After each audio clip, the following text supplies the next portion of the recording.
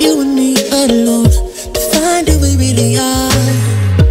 Crash into something new. I got that leg banging up the car. You told me you kiss, told me you lie. I think we should go for another round. Baby, I wanna take you, but we gotta cruise so we can lose the crowd. If you wanna rule, there's some rules you gotta live by. Live by. Stay true to your cool, make a move, don't wait on nobody else. And if it feels like a melody, sing a song, be my radio. And if you follow me there, I'll follow you back. Let the night unfold. I can tell that you can't get enough, show me. Well, Jason, I've got to tell you, you're pretty much everything this company is looking for in an entry-level candidate. Great. Your resume isn't quite what we're used to, but you've got a fantastic work ethic. Thank you. And I'm impressed by how you carry yourself. So, should we talk about the job? What? The job? Oh, sorry. Yeah, I have no way of recruiting or even meeting you. This interview didn't happen. It may sound ridiculous, and that's because it kind of is. There's a huge pool of talent your company is missing out on. Meet the grads of life. Who are they? Talent worth knowing about. Young adults of unique determination and experience. An ideal fit for your company in an entry-level position, internship, or even mentorship. They might not have every qualification you typically look for, but they're exactly who your company needs. Man, we really could have used him. Don't miss out on a reason. You are listening to BeExposedRadio.com.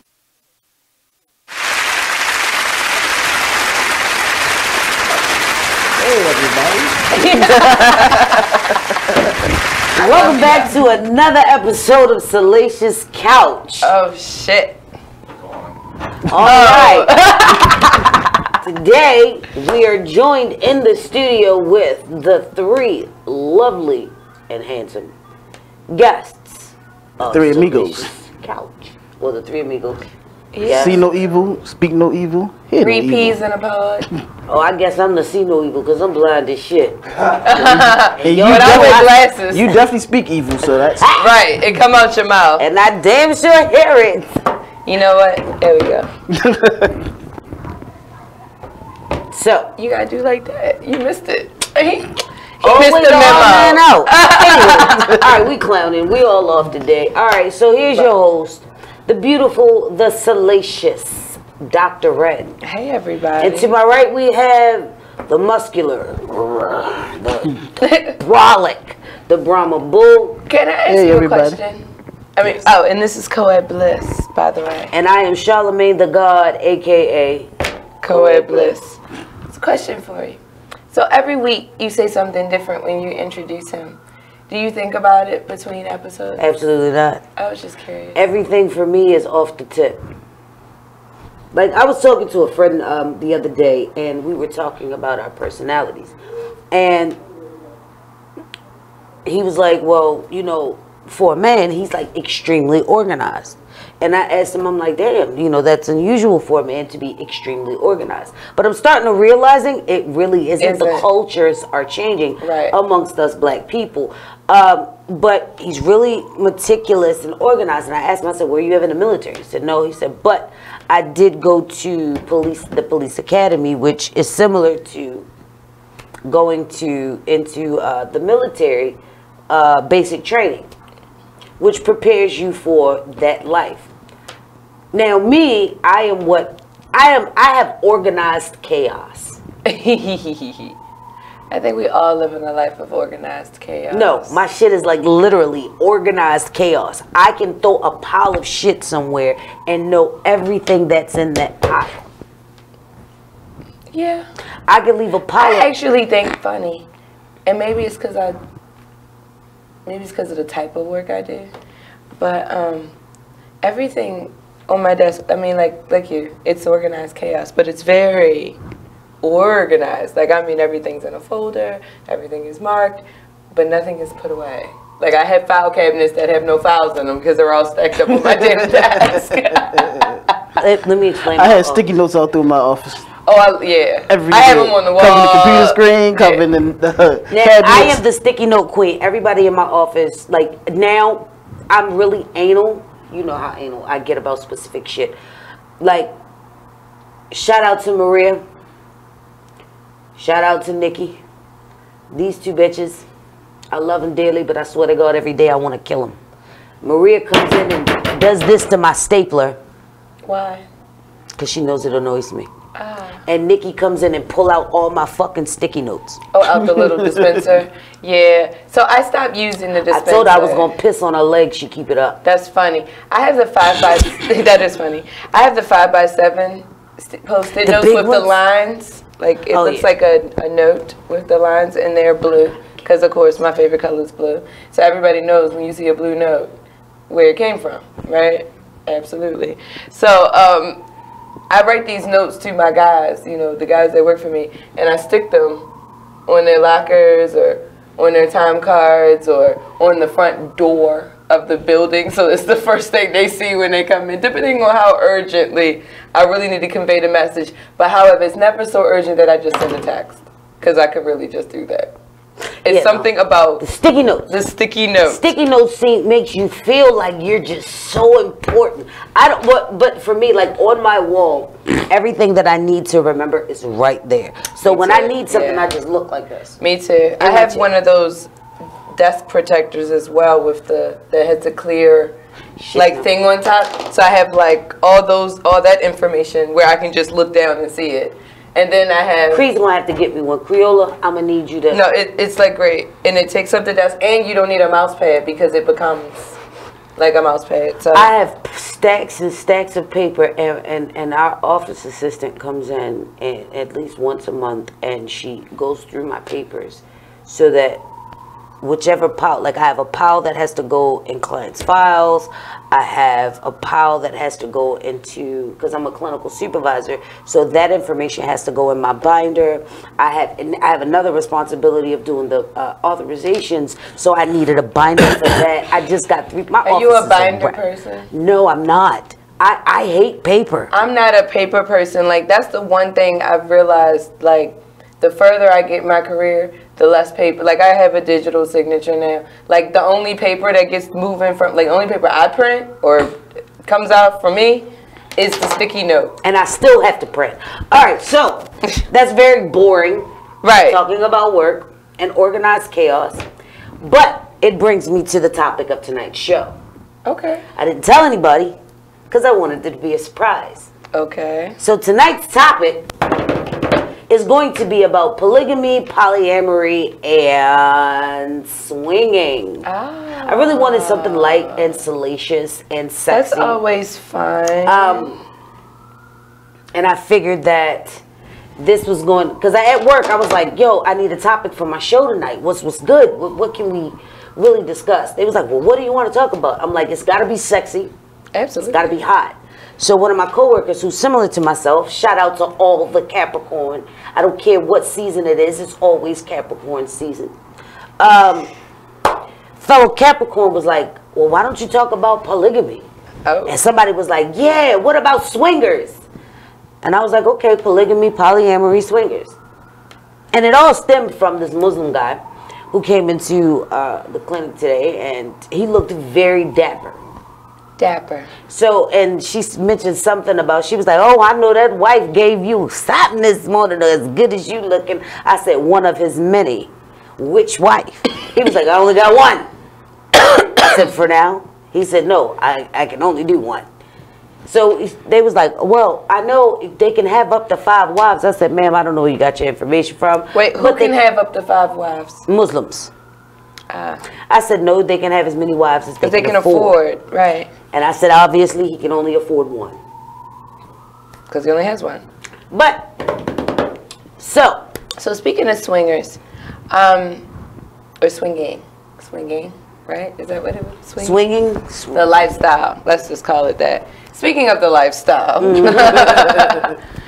I realized as of yesterday, it has been a full, 18 months since I've been to a lifestyle event. That shit is crazy. Because that was like at least once a month type situation for me and my peers. But it's funny, I keep seeing the advertisements for the different lifestyle, oh shit, I'm sorry.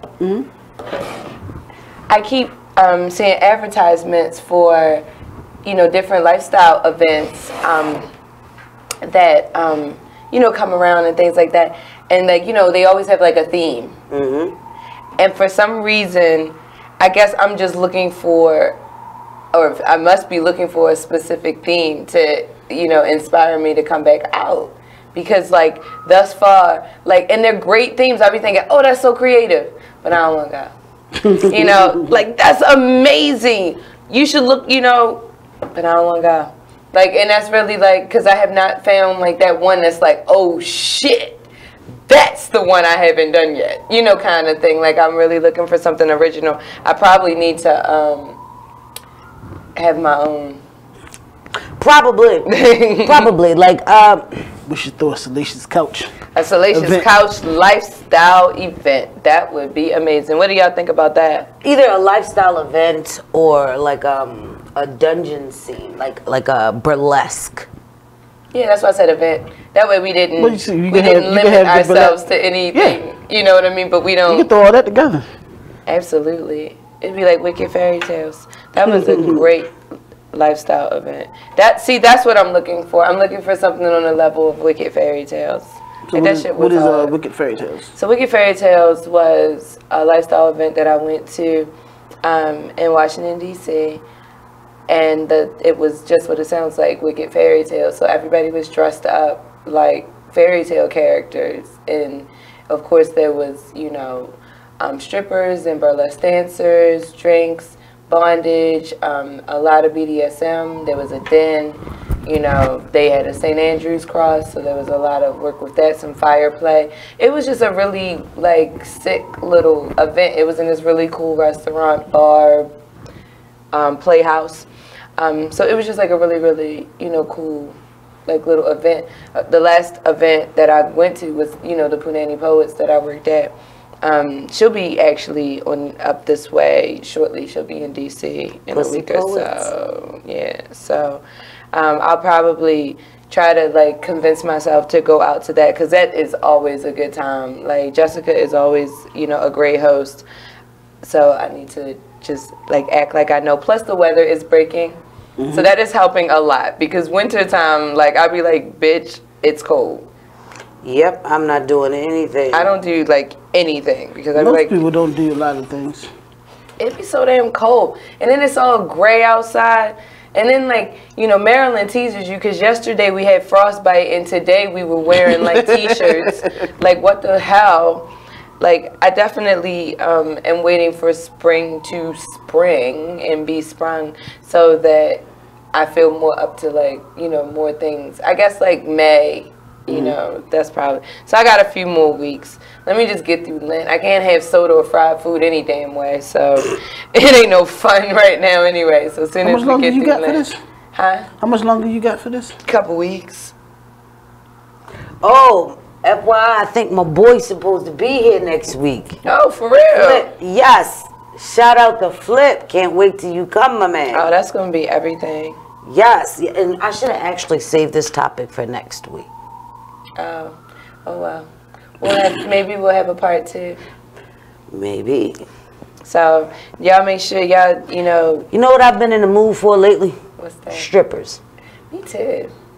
Like, I really want to see some really good Absolutely. strippers. Absolutely. You know what I mean? Like, I really.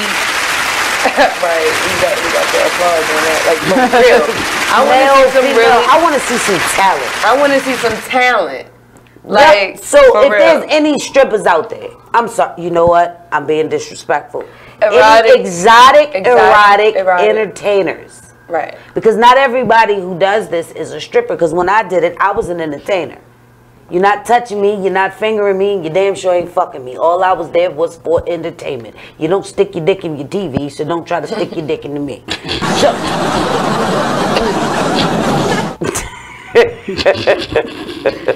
Because something is wrong with her. But Already I get did. I might have to holler at Tony. Tony, if you're watching, like, what you got going on? She always got, you know, the best of the best of the best somewhere performing something. So Yeah, we'll holler at her. We gotta get to a strip club. Absolutely. I'm trying to judge some shit. I'm trying to get my face and name out there. You know, shout out to Omar Terrell. I know I gotta go to one of his events too. But all right, let's dive into this topic of polyamory. Right. For those of you who don't know, there is a difference between polyamory, polygamy, and swingers. Right. If you don't know, I think we're about to explain it to you. All right, polyamory is just a term for multiple lovers. It just means that you're, for all of my promiscuous people, this is the category under which you fall. Right. You ain't, doesn't mean you a hoe or a dog. It just means you're polyamorous. You like to have multiple lovers. You want different people give you different things. And keep in mind, like, you know, that doesn't mean you necessarily have multiple partners at the same time. Yes, it does. Not at this, not At during one the time. act. No, oh yeah. Not like necessarily in the same room. One of the best shows that, but at the same, in the same time period. If that you're makes not the sense. same. Not necessarily the same setting. action, right? Yeah. It doesn't have to be a threesome, foursome, fivesome. One of the best shows that talk about that and is She Gotta Have It. It's a Netflix. You know, it was Spike Lee did the movie, but they turned it to a Netflix original show. And it's actually good. It's a young lady. Okay. Black She did girl. the same thing. Very She had 3 guys that she dark was skin, cute. dating 3 different guys, 3 different types of guys. But it was, you know, Yeah, in the they same are. time period. Right. But she told, but see, here's the difference I think a lot of people don't understand. She was very Is open and honest. You have to be open. You can't say, oh, You're the I'm only not dealing one for with nobody me. yet. No. She let him be know. honest. Like, I'm dating and I'm enjoying myself and I might fuck this dude or woman. And no, it does not mean you're a petri dish of disease. No, because, you know, safe You don't sex can be have- practiced any kind of way. You don't have to live your life by societal rules or the fact that don't allow nobody to step on who you are. If this is what you like, this is what you like. I know a lot of women these days are being a lot more polyamorous while a lot of guys are trying to become more monogamous, which is very different for me. I don't know. but it's, Right. Well, I mean, there's been a cultural shift. We were just It talking is. about It is that. definitely a cultural shift. we've been talking about this, and from a guy perspective, is that a lot of guys grew up hearing, especially if they consider You a dog. they consider themselves good guys, that you're a dog, you da da da da yada yada, and so it's almost like a psychological thing. If you beat somebody long enough, you actually put it in their head that I got to change and then when you seen imagery in movies and shows of those guys being dogs, it's kind of like, oh, I don't want to be this way. Or they grow up a single parent with only their mother and see their mother being mistreated. Now these guys be like, oh, I'm gonna shift this. On the flip side, while the guys are shifting, the females like, oh, liberation! I don't have to do this no more. Burn the bras. Fuck these niggas. That happens all. You know, listen now. That while the happens at guys least went to once other a way. decade. Wait, time out. Excuse me. I need an autocorrect here. Bitch, you ain't burning my bras. I paid too much for these D titties to go in a bra.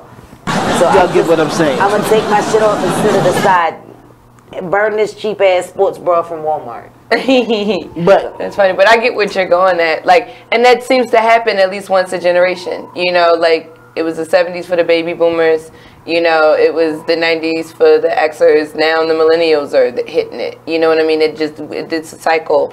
But it's really, really strange because there's also this like shift in kind of men being way more comfortable, way more sensitive and soft, like in a sensitive, soft, sensual kind of way that is not very typical. pussy ass way. I'm not listening to what she said. That's pussy. You soft. You a bitch.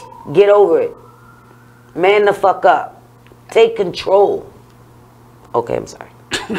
But with that being said, if you have these liberated women and these men are trying to take control, you know, like, because we just finished talking about a couple weeks ago how emasculated, you know, Men are feeling. But that's why they gotta stand the fuck up and take control. Like a person, I can't be with a weak nigga. I can't. I can't be with someone who's not gonna stand up to me. If you gonna let me run, I'm gonna run. And then I'm like, what the fuck is the point of you being here? Beat it, bitch. Fuck out of here, meatball. So somebody like you may really benefit from a poly relationship. You know, people who need like that. Oh, I don't need it. I'm just saying, you gotta be. That's why I'm with him. He's very unique. He put his foot down at the right time. Well, not everybody. Because if you sit there and you put your foot down at the wrong time, I'm gonna bust you in your head until you get the fuck out my face. Here's the difference. I know we supposed to be talking about poly. Well, mommy, what I'm about to say was, I'm touching on why some guys are where they are. Yeah. We don't care. We do. Shut the hell up. So on that note, we will take our first commercial break of the segment, and we will see you shortly. That's ain't quick today. Maybe a little bit. See you in a sec. Salacious Couch. Go scratch your nipples. We'll be right back.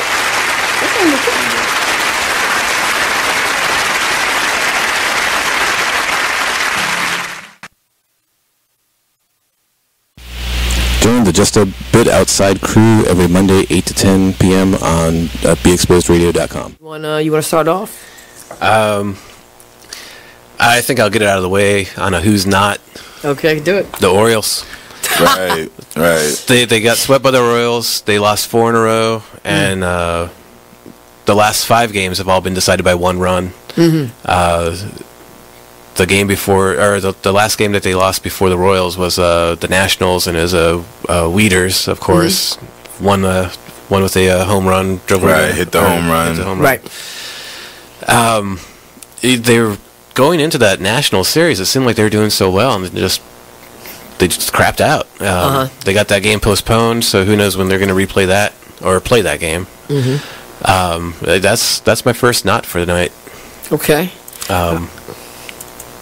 Okay, I'm going to go ahead and weigh in on my who's not, and I'm going to talk about the San Diego Padres. The Padres. That's okay. You just took my answer.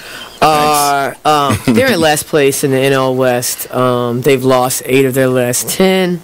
Their run differential is a negative 65, which is just horrible. So when you have let me just talk about run differential a little bit. It's kind of like the how much you're winning or losing your games by, pretty much. Yeah. Okay. It's like the margin of victory, kind of. Right. So when you're in a negative number, that means that then your average game you're losing by a whole lot. Right. I mean, a number like negative 65, this early in the season is pretty rough. That's horrible. Then the pitching numbers pretty much support this stat right here. I mean, the team ERA is 4.70, which is 26th in the league. They have 126 walks allowed.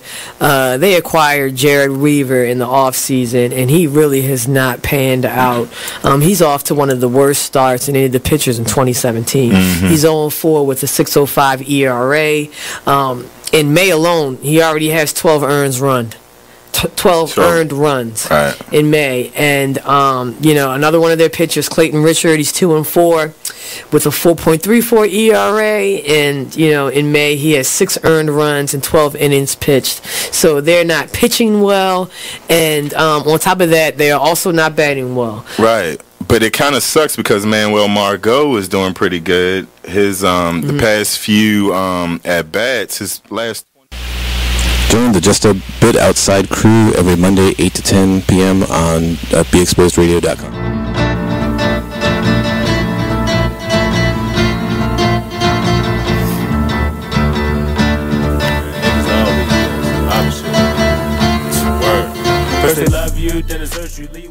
You are listening to BeExposedRadio.com.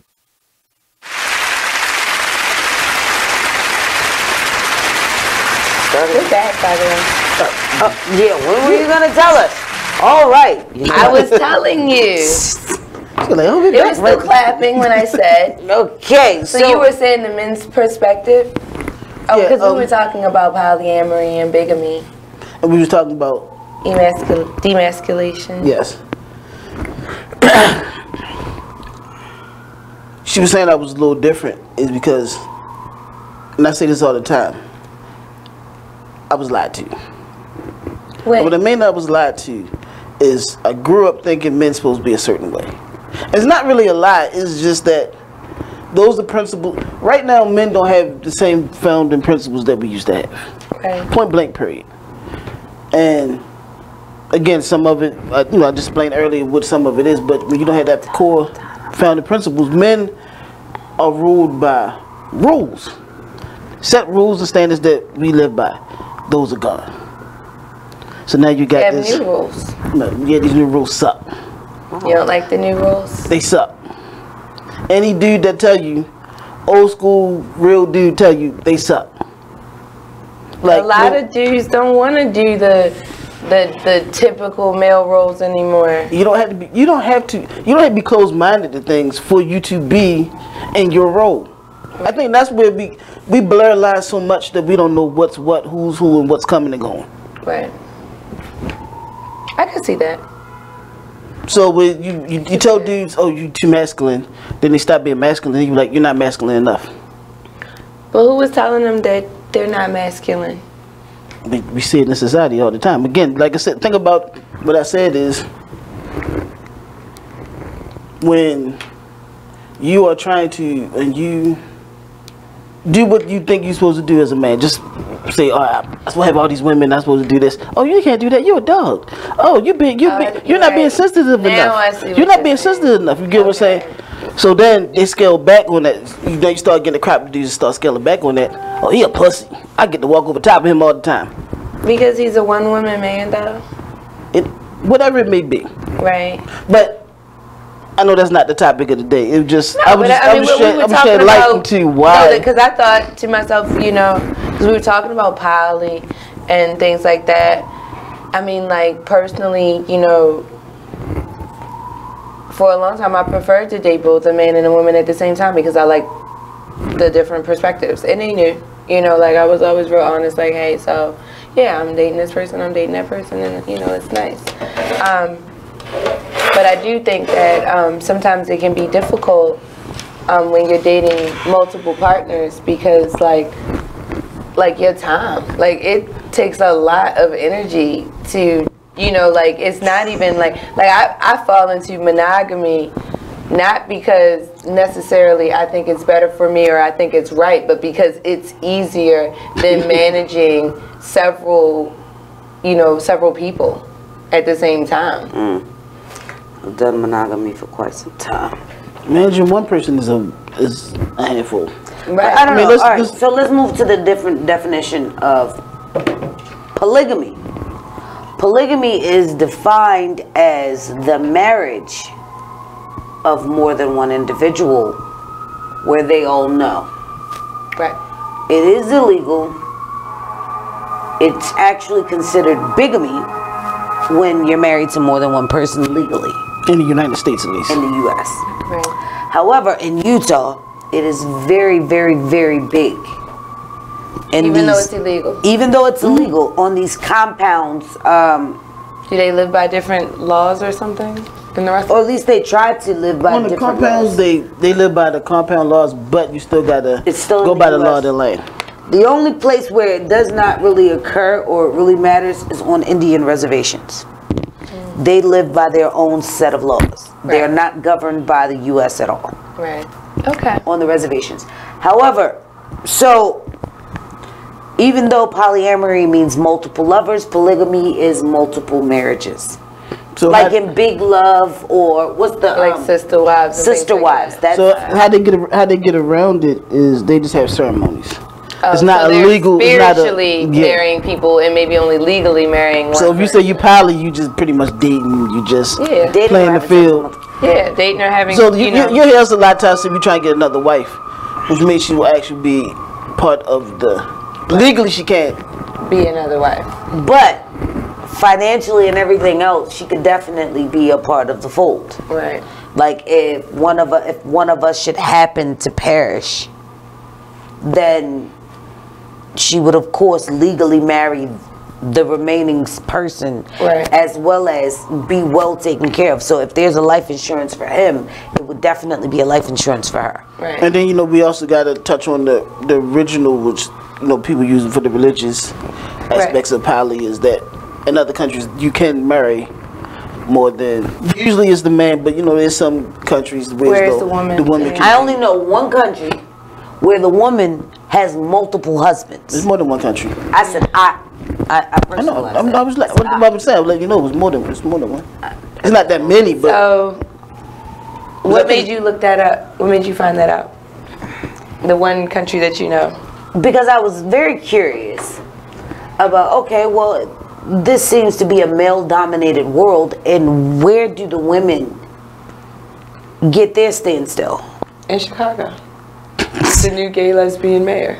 Oh, Lord Jesus. No, I mean, but female lesbian mayor. No, if you go off of history, because men physically stronger, so they exuded their dominance. But if you look at all the Greek gods, when it comes to love, it's the females. Of course. And not even Greek gods, even African. All the gods of love, fertility, and are nature females. and fertility. They was worship. They worship more than they was worship. As a woman. Than Zeus and whatever you want to call them other people. Of course. At those times. It's easy. I mean, but even a man is in that. Nah. You really want to go with that? You want to say no? How was the man was in that? Cupid. You talking about one guy? They've got one guy. Even a guy. Cupid right, he was a thing. No, Cupid was still a male. A male in the love realm. Like we can't just have anything.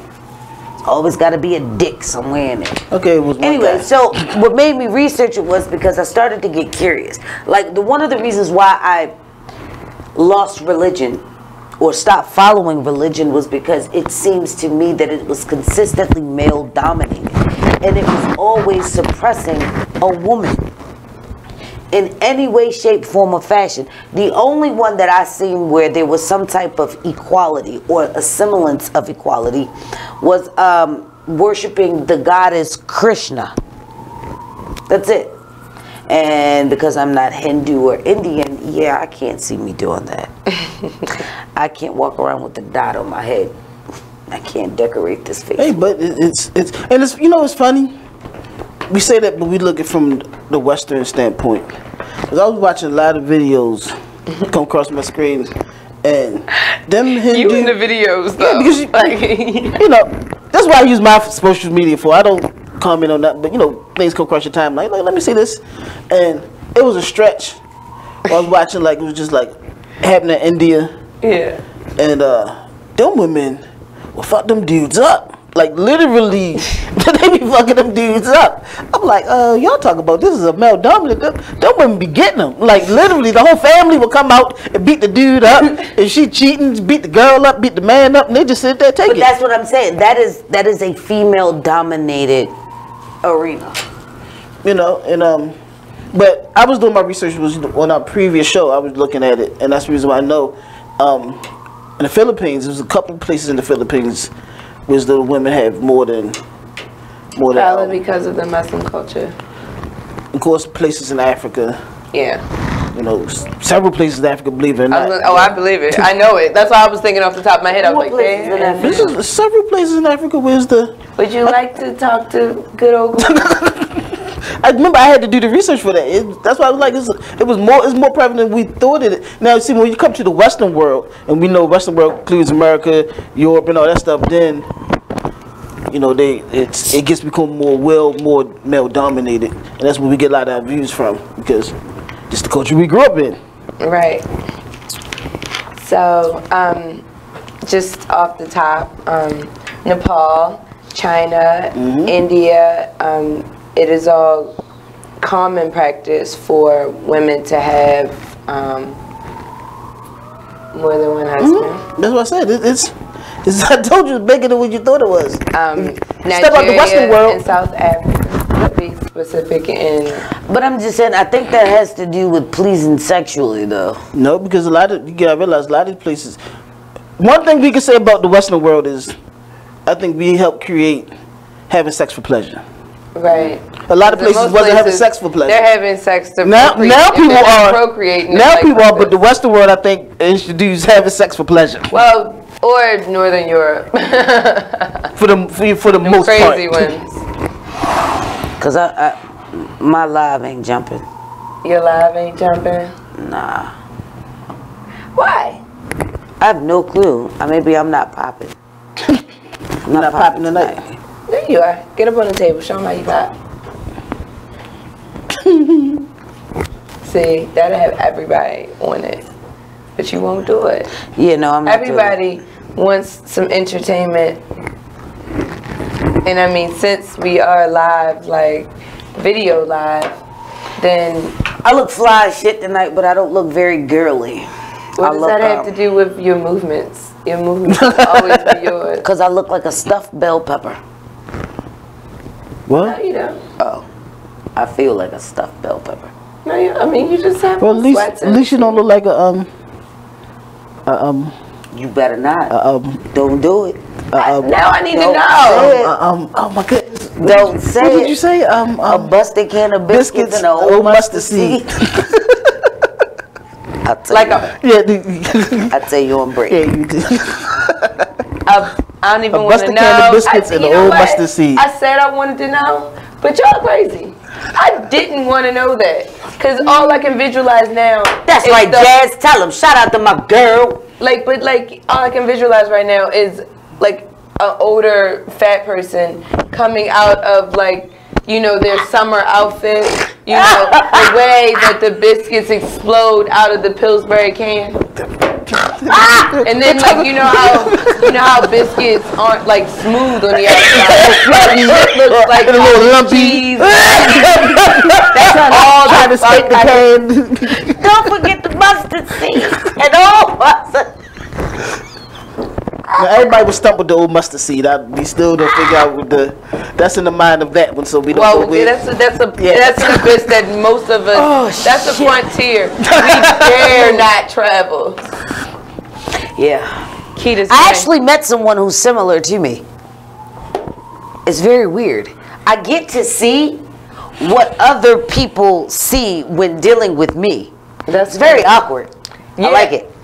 I would think that's a little strange. However, like it's funny because recently I Jazz said Wren has no clue how close she is to the describing the biscuits thing. We'll talk on this. Oh my God! Right, Jazz. Don't. But it's funny that you should say like what you said. I got all these like real random texts from like old friends, like old college roommates and things like that. I mean like old friends saying that they keep thinking they saw me like in different places. There is somebody walking around here that has like I got a serious doppelganger going on somewhere. Dude. Because it is coming like I used to get that. Like all I haven't the gotten that time. much. Like I don't get it, especially since I cut my locks off. But like recently, like I mean, like at least once a day, twice a day, from people I haven't talked to in like 15 or 20 years. Like, yo, I just saw you. Where you at? Oh, I'm here, I'm there. No, yo, I'm in, Nepal, and I swear I just saw you. Like, and then the fact that people actually think in their head, I might just happen to be in Nepal, also is another concerning thought to me. But the fact that there's somebody else, like, I am one of a kind. I agree. Like I don't know. I think each person here is like one of a kind. Like my whole entire thought process. Like I've got to say I am before my time. I am definitely an innovator. Like I was openly bi before it became a thing. Me too. Yeah. I lost so many friends when I came out. But here's the thing. When I became openly bi, I was bashed not by straight people, but by the LGBT community. Yeah. I was called a petri dish of disease and all of that, and it still didn't stop my shine. I still was banging bitches. I never understood that. I mean, well, like back then, I mean, of course things have greatly improved in time, but like, you would think that other minorities would not bash other minority groups. But that's the same thing. That's crazy how you would think what we had to go through. Why would you put other people, even if it's a subculture, why would you put them but through I mean, it's a subculture of a already established lifestyle. But for me, it's more or less, I am such an accomplished lover. Why would you try to extinguish that? I mean, of course, but I aim to please and make people happy. Why would you try to extinguish? It's because all of this. I guess the only idea that I can come up with is that, all right, it's the same problem that black people have in their community. They don't want to see nobody. No, I wasn't rise to gonna the say top. that. But a problem that like I have within the black community, people who are mixed, you're not quite enough of either side. I'm not white enough. I'm not black enough. I'm not, you know what I mean? Like, I think back then in the gay community, I wasn't gay enough. And in the straight community, I wasn't straight enough. Shit, in the straight community, when it comes to the circle of men, you were just the right amount of straight and just the right amount of gay. No, there's plenty of men who are pissed off at me because I chose a woman over them. All right, Bert, what you miss is tonight's topic is polyamory, polygamy, and swingers. Swinging. Right now, we're just rambling on about relationships. But back to the idea, like, I mean, you know, like a poly lifestyle, especially when you're bisexual, is absolutely amazing. It is so amazing. Because, like, when we had a girlfriend. Okay. She had some great sex. When we had a girlfriend, it worked. To me, it was a trial to see how it would fit. And we actually managed. It went well. When it was fun, it was awesome. Really fun. Yes. So how did y'all break up? She's a fucking liar. Why do most relationships break up? Mistrust, lack of communication. Yes, give me all the T-bird. You know what I mean? So it's, you know what I mean, when you're dealing with, like I said, let's be honest, when you're dealing with two people is enough. We already know this. When we add a third person, it is another component. So you have to be extra safe. You have to be extra cautious, and communication. You got to communicate. So when one person lacks, you know what I mean. Were y'all in a monogamous relationship, like the three of you? Was it closed off? No. Okay, I was just curious. But on that note, we have to take a break. Okay, because I was always polyamorous. So we'll come back and talk about me being a little slut bag.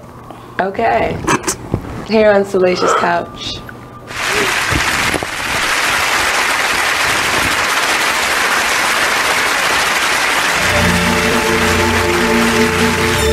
Like the one thing you always gotta remember is people gonna try to project their insecurities onto you.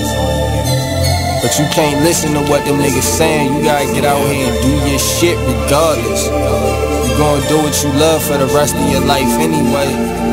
So why not turn that shit into something? Be a man of everything you say. This shit bigger than me, man. Like yeah, I'm good and all that, but you know what I mean? I ain't shit without y'all. So no matter what you up to, just go hard. Don't matter.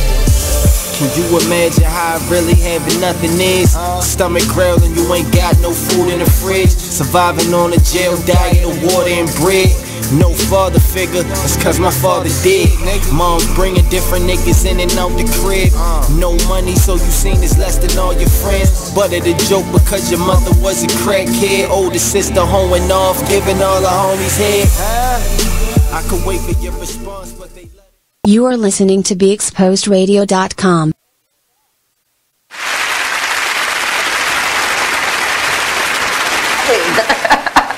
What about now? And that was that. Yo, you would swear that we be in here like fucked up because like, you know, we just act crazy, but we're really not. We're sober today. There is not one drop of alcohol in this. This is real water, I promise. Like, and that is real Sprite that just fell. What happened? You just put your whole eyeball in my in my water. I wanted to give you a drop of these tears. So, coming back, we were sitting there talking about polyamory and our relationship or whatever. Right. Now, here's the deal. Now, I really had feelings for her. And as a Capricorn, we really do not wear our heart on our sleeves. And most people call us emotionless. Because we don't really show the vulnerable side of us. You know what I mean? Like, it's very hard for me to be vulnerable with an individual. It took several years for me to be vulnerable with my spouse, let alone be vulnerable with someone else. You got to put that work in to get there. Right. I'm never going to allow you to see me vulnerable. So I guess that was probably one of the issues too. But like, you want affection, I'll show you affection all day. But I can't show you that vulnerable side. You got to earn that. Mm-hmm. And I think that was probably one of the issues. Another issue was the fact that she was you know what? I don't do this. I don't call women out of their name, just myself. She was very promiscuous. If she wasn't getting what she wanted at when she wanted it, it was a problem. So she went outside to get it somewhere else. Exactly. And again, you didn't fix the problem. You just fixed your problem. She was very selfish in that sense. She didn't know how to be a team player. Like, it's three of us. Each person has their position. She was amazing at laundry. And for me to allow you to wash my clothes, that means I trust you. Everybody knows when it comes to my clothes and my shoes, I will trust a nigga with my kids before I trust somebody washing my clothes. I'm so serious. And I know it sounds bad. It is bad. But hey, it doesn't just sound bad. It sounds bad, but it's not really that bad. I can make more kids. I may not be able to find that pair of pants ever. I'm just kidding. Baby, just kidding. Something's wrong with you. Oh my God. So what was your take on it? Did you feel the same way, that she was just being? Oh, he stayed out of our arguments. Man, I stayed out of the arguments. I'm a real observative person. So in the beginning, you know, the euphoria of the sex and the excitement, but then I started realizing that she's lying. I have a good sense of knowing when somebody's not on the up and up. Right. And I would tell her, like, I think she's lying. Nah, and she'd pass up. No, she just. I'm like, yo, no, she lying, yo. It's like, I started. And so I catch her in one lie, and she'll brush it off. I'm like, yo, I started to think she, you know what I mean? I'm like, okay, fine, cool. Then we have a great moment again. I'm like, yo, I'm telling you, she lied about something again. Like, it was guilt. And she was in the beginning. She was because I think it's so fun and she was being in school. She lied about being in school. Her age, yes. Yes. That was definitely that was the biggest lie. We were significantly older than she was. Because she lied about her age. She met her at the club, and she met her. And you had to be 21 and older to get in, and she wasn't 21. And she was of age. She just wasn't 21. She just wasn't 21. I know. And I asked her, I said, "How old are you?" She was like, "Oh, I'm 21." But she was not. She was 18. 19. 19. I think she just turned 19. No, she just turned 19 and turned 20. Turned 19. Just turned 19. Well, that's always going to be. So difficult. it was at that time. Yeah, I mean, but I'm saying, but you end up being in different spaces. Do you know what I mean? Yeah. So that's going to be difficult. Like, people have to realize, like, poly relationships or any other kind of relationship is still a relationship. Like, you know, though you may be dealing with 2 or 3 people, like, the rules still apply. Like, dude, I think that's what people don't understand. Be in the same place in life, or at least growing in the same direction as the person you're dating, because, like, someone that's significantly older or significantly younger can sometimes really cause issues because you've just hit, what's the word I'm looking for? Like, puberty? No, you've hit landmarks, not landmarks, but you know. We got what you're saying. Yeah, like milestones. You get to a certain point in your life, and they didn't even make it to that point. So now they trying to get to that point, and you like, absolutely. Why are you doing this childish shit? Why are you? Right. But then again, that's the same way with any relationship. That's what I'm saying. Moms, relationship between a mother and a father. Like, again, I'm gonna be honest. Like, in my life where I am now, because I always thought I lived a carefree life, but then I realized that I didn't. I lived somewhat by societal rules and was inhibited. I mean, I was very confined to a set standard. Like, growing up, here's one of the things. I was told black girls didn't suck dick. Yeah. But now every black girl I talk to, especially around my age, try to act like, oh girl, no. They try to act like they ain't never hit it. Girl, I suck a dick in a minute. I'm like, yo, But back then, black girls didn't do that. Ladies, and men, you get punched in the face if you told a chick she suck a dick back. But they look at me like I'm crazy. So I never sucked a penis. And everybody else was. Obviously. Behind those doors, that was something totally different. So sexually, because I lived by a set standard. You lost out on the joys of Deep Throat Saturday. No, I didn't lose out on that. I'm okay with that. I lost out on a lot of sexual experiences that I should have been having. Like in my early 20s and teens, to me it was, I didn't have anything to gauge good sex to. Because I really didn't enjoy sex. Teens and early 20s, nobody's, I mean, I'm not saying nobody's good at it, but like sexual maturity is that it matures just like everything else. Like if you're dealing with people in your peer group, you know, that tend to be around the same age, they're maturing sexually, yeah, maybe at a different rate, but like you're hard pressed to find someone who's really, really good that's, you know, semi around your age when you're in your early 20s, because people just don't be good at it yet. No, but for me, it was the fact that I really didn't enjoy it.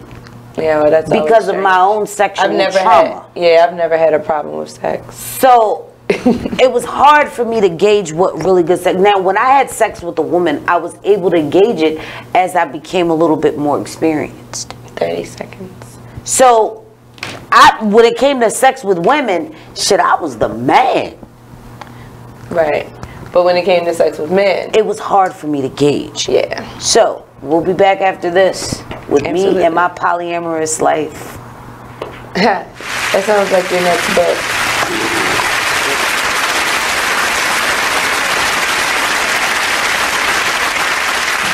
Keyboard Cat, Hamilton the Pug, and Toast Meets World.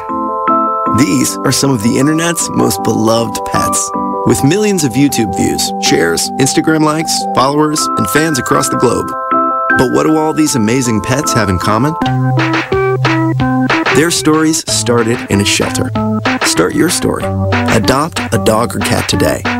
Visit theshelterpetproject.org to find a shelter or adoptable pets near you. Training that pet to play the keyboard? Well, that's entirely up to you. Visit theshelterpetproject.org and hear more about Hamilton the Pug, Toast, and Keyboard Cat's amazing adoption stories. Start a story, adopt a shelter or rescue pet today. Your perfect pet is just a click away at theshelterpetproject.org. Y'all can go ahead and cry now. I'm gonna show these niggas what to do at one of your beats, man.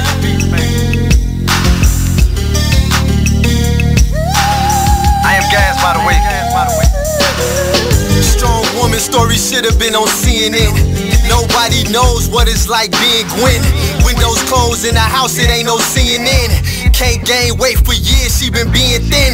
Single mother, no help from the system. When they was giving out food stamps, she missed them. Birth certificate, baby daddy, she couldn't list them. But her son was so beautiful when she kissed him. Blame it on love, but nigga she could've died with. Destroyed the whole world and found out she was a side chick. The nigga loved his wife and it got hard to hide it. So when Gwen confronted him, he ain't even denied it.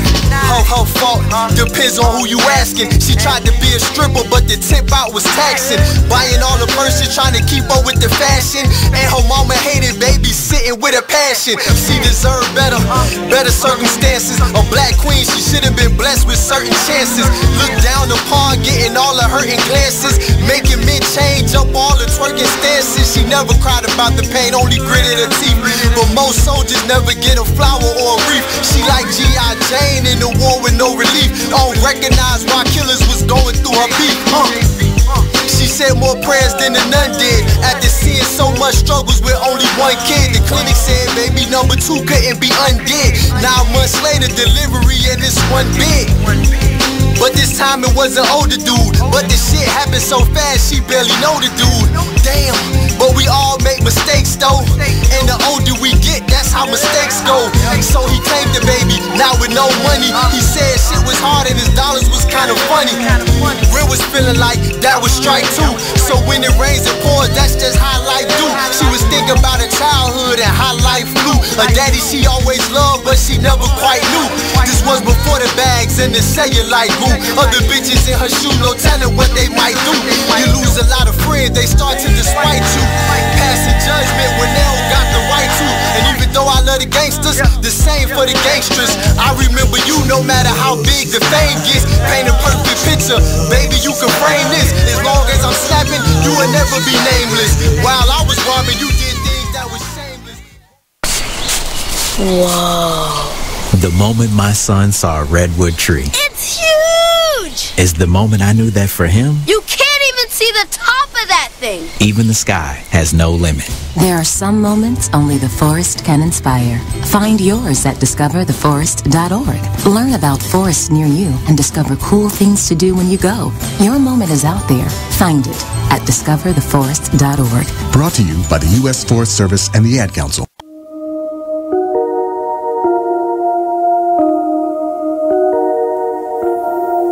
This is a Poverty ENT exclusive.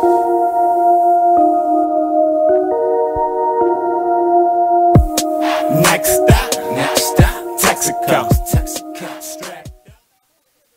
You are listening to BeExposedRadio.com.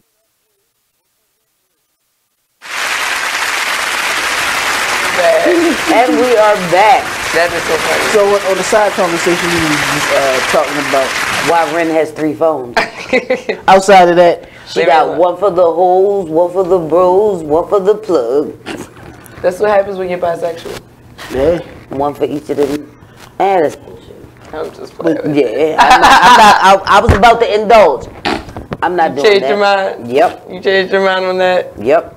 See, you're never any fun. Oh, I have very much fun. Just not on camera.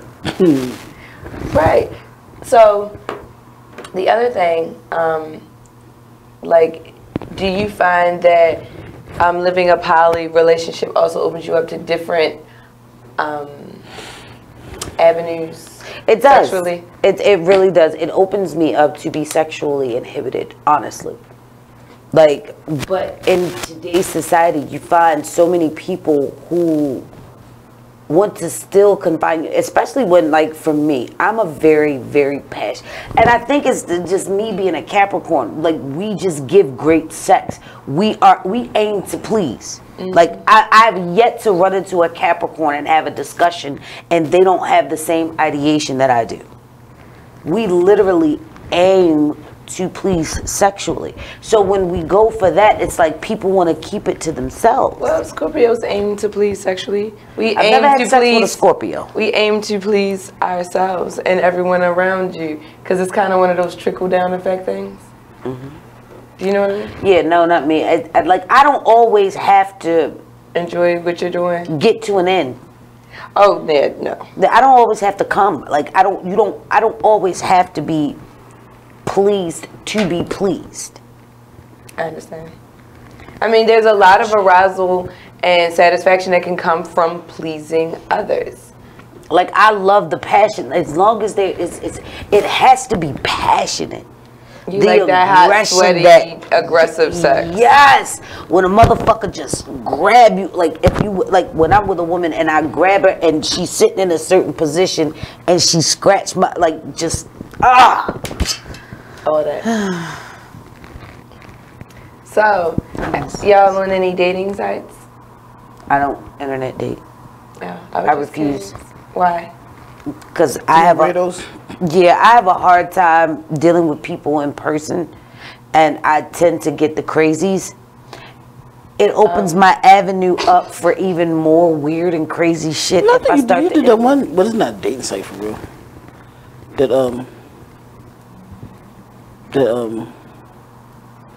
Yeah, lesbian site that you was on. Oh, yeah, but I was just meeting just different people. Because, you know, I'm a very friendly person. I just wanted to meet different individuals. Did you talk about Downlink? Yeah, that was. Yeah, so I was on Downlink, but Downlink was like the gay Facebook. Oh.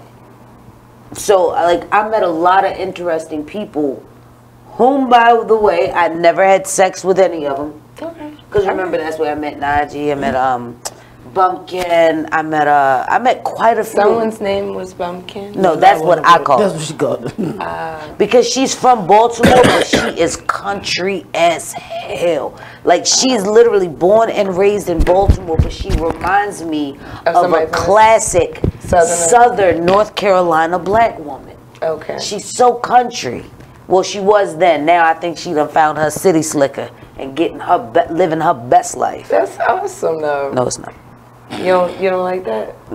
I do. I mean, I'm all for it.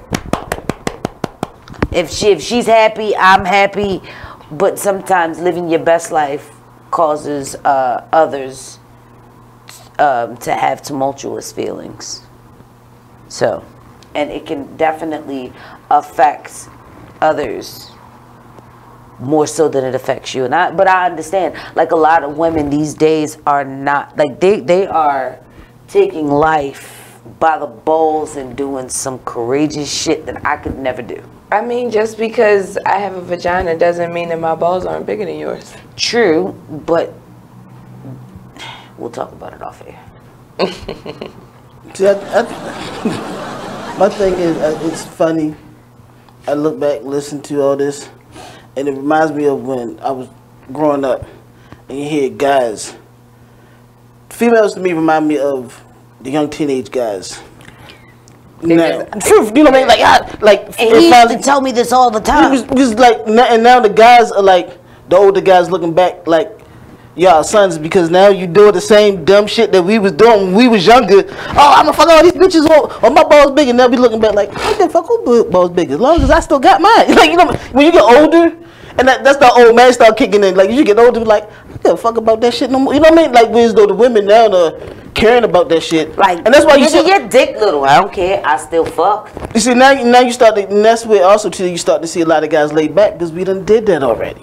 Right. You know what I mean? Whereas though, and that's nice. Like, I can't sit here and say that the laid back male right now. I mean, I'm not saying lazy. We don't lay back, but the laid back male is kind of like nice. It's a breath of fresh air a little bit. But I've that's only gotten because tired we've gotten older. But me, like, I'm finding that, like, with me being a little older, like, I often get mistaken for a kid in their 20s.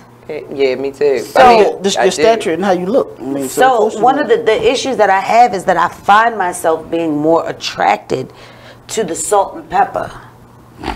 Like, I love to see a man that's got salt and pepper as long as it's tasteful. Like, I don't want a nigga with a gray outline. Yeah, nigga, you don't get your ass away from me. Fuck out of here, meatball.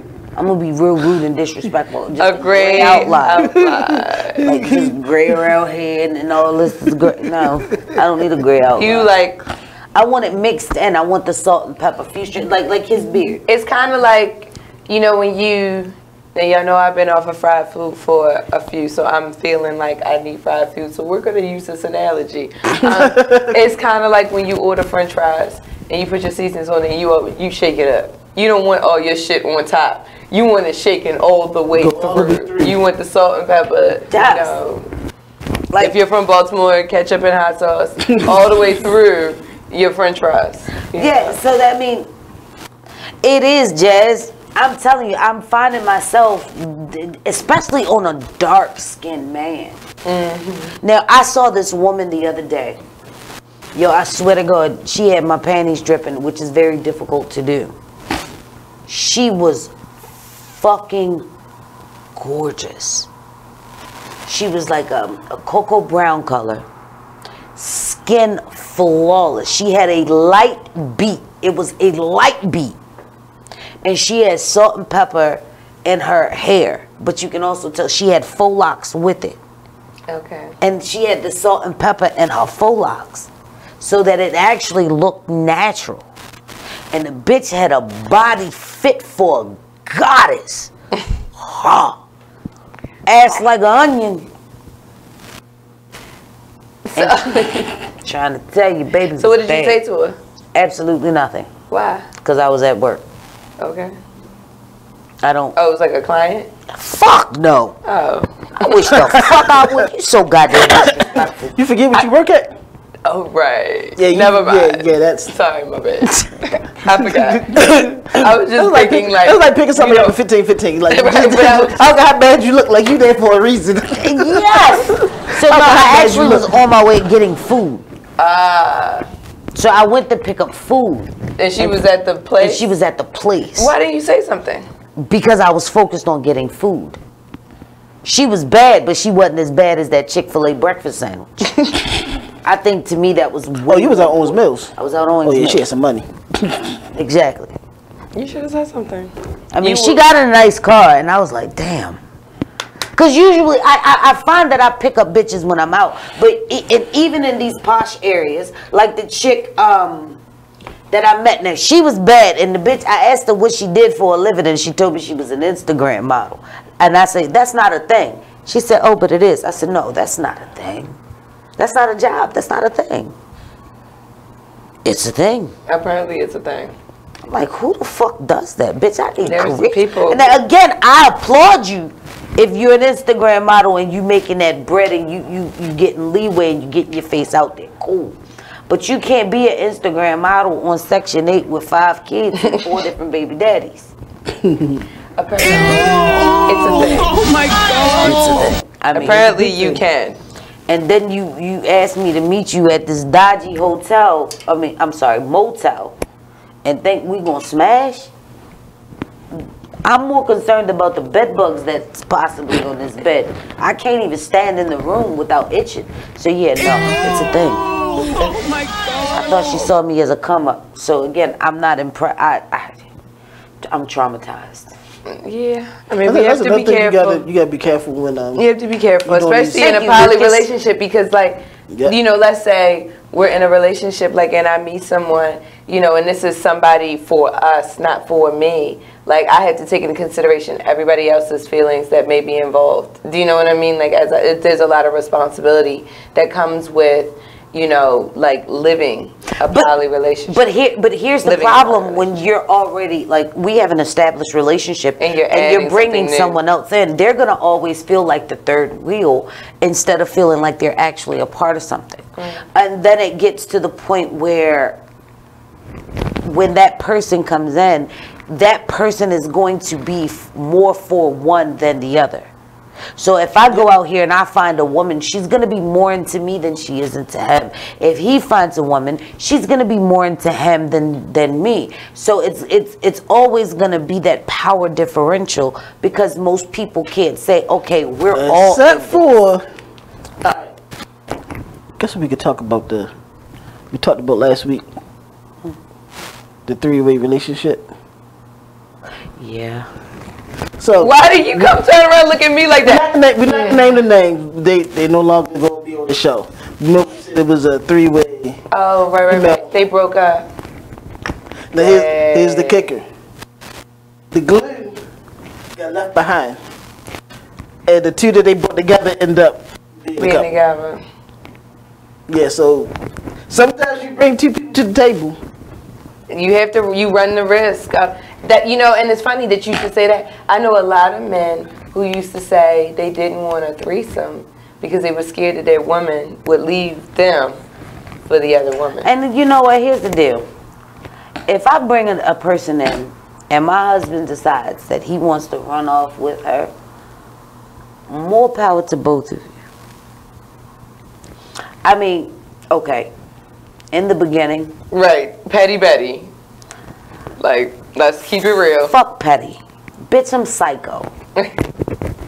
I'm gonna beat your bitch up every chance I see. And every chance I see, I'm gonna do something to your shoes. I don't give a fuck. And I know how he is about his shoes. I don't know why you always put me in that. I'm just saying, because I can't talk about anybody else. I can only speak on me. So again, that's just how I would eventually get over it. And of course, I would be doing me. So, bitch, best believe there's going to be a major upgrade. But in a hypothetical sense, could you see why people would be nervous about entering into a poly relationship, even though it feels very natural and comfortable for them. No. More so than your traditional because you bilateral relationship. You should go in feeling secure, regardless of what, and open communication. I could see it if everyone is not honest. Okay.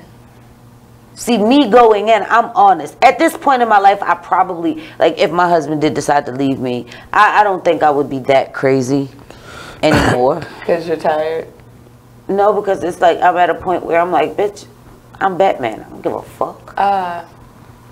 See, I'd be too tired to fight. I'm like, if he really want to I ain't never go, like, but you know what? Like, if he wants to leave, if she get disrespectful, disrespectful, pull him out of fight. Here's the deal. If she You know get what I mean? disrespectful, my daughter gonna smash.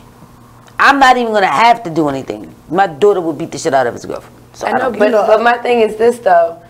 If they decide they wanted to go, was there ever any real disrespect to you? Because y'all were all in a relationship at one point. Here's my thing. This part of what I was saying. I grew up on a certain code.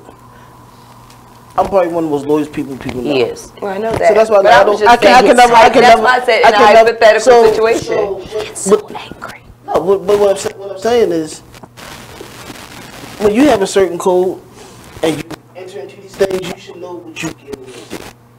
You know, man, I know who I came to the door with, and not just me. Anybody, if you enter into these three-way relationships, you know who you came to the door with. You should know what was established. But here's the problem. But it doesn't always happen that way. But you said it's loyalty, but a person's first loyalty is to themselves. And sometimes things change, people change, their wants, needs, and desire change. So it's not so much about... But then you have that communication. Let me finish. It's not about that loyalty. So don't think, oh, I got to stay with you because I'm loyal to you when my happiness lies here because you tripping. You change. Well, the dynamics of the relationship change because the other person may have altered it. I mean, would you always run into risk when you're, adding different personalities into a space? Regardless, I mean, even new people you meet at work, and you might say, "Oh, come have a cocktail with me," and friends that I've had for years, or you just meet a bunch of new people, and you all go out, and it's all new to everybody. And you're mixing and blending personalities. You're always running the risk of. I've done that at work.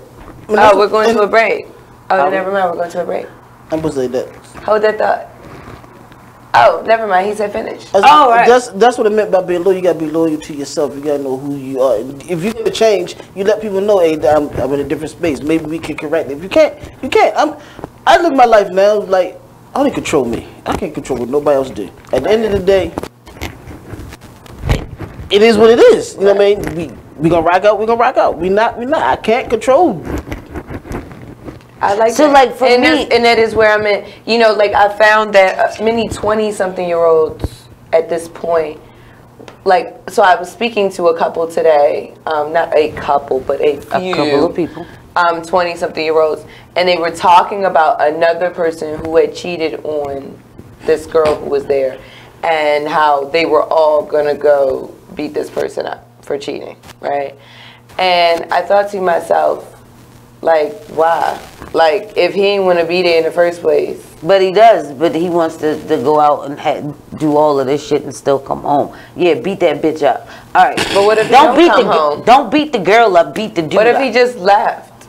Oh, then if he left, then leave that man alone. I just get the impression that he just left. Now, I am a firm believer that a person can be in love with more than one person.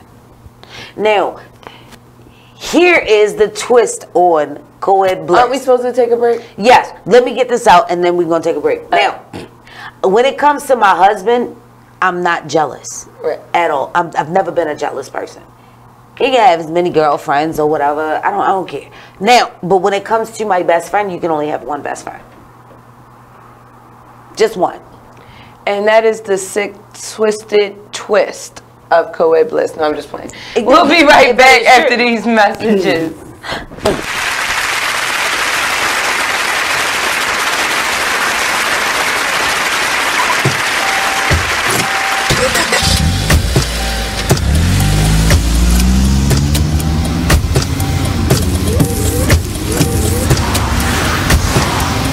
Driving has a rhythm all its own.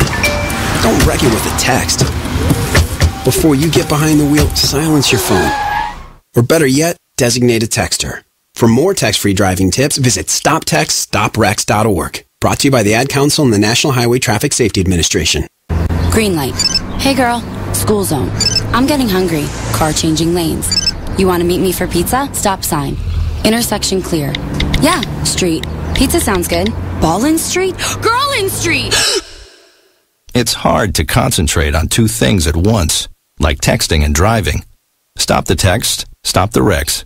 How will you stop texting and driving? Tell us at stoptextstoprex.org. Brought to you by the National Highway Traffic Safety Administration and the Ad Council. Here's what you missed on Salacious Life Radio. You know, when it comes to your children, especially if you're dating someone that you actually like, you do want it to work. So you're gonna hope and encourage the relationship between your child and that person because you like that person, you know, so you're gonna hope for the best. I mean, sometimes it just doesn't work and you can't make it work. You can't force it. It's like a branch. You keep bending. You are listening to BeExposedRadio.com.